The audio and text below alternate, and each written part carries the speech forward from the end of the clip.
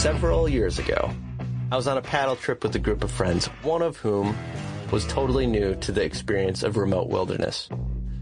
Let's call this friend Macy.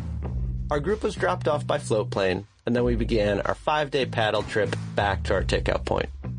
But within the first few hours, we were hit by a brutal pop-up lightning storm while paddling down a marshy river.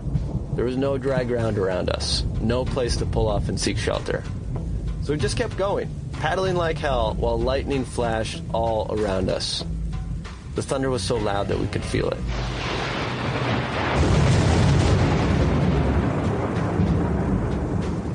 I won't try to sound like a tough guy here. I was freaking scared.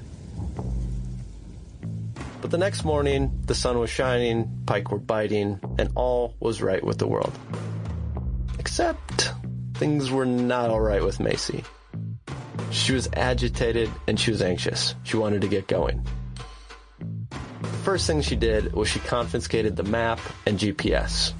Then she coerced her boat partner to paddle as fast as he possibly could to the next campsite. This went on for days. Macy would worriedly push ahead at a blistering pace until she got closer to civilization and started bumping into other groups. By the last night, we were just a few miles from the takeout spot, and Macy was back to her normal self.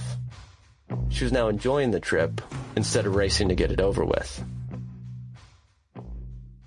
With all the national discourse around mental health, in which the outdoors and wilderness so often get offered up as cures, I often think back to this trip with Macy. Because yeah, everyone can benefit from spending time outside, but not everyone is ready to be thrown into wilderness.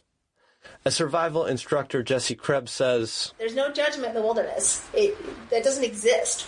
It's just the law of consequence. That's all that's happening.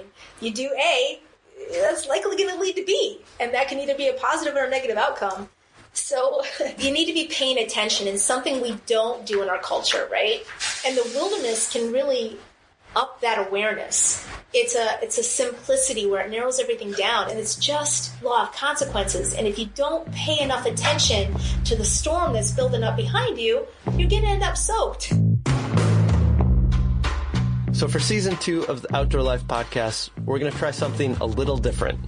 Our entire season will be dedicated to the survivor's mindset, which means we'll be profiling interesting people like Jesse Krebs, and also our writers and editors will be telling stories that are at least in some way related to our single greatest survival tool, the one between our ears. We have 6 new episodes coming your way, and we'll be releasing one each week every Wednesday.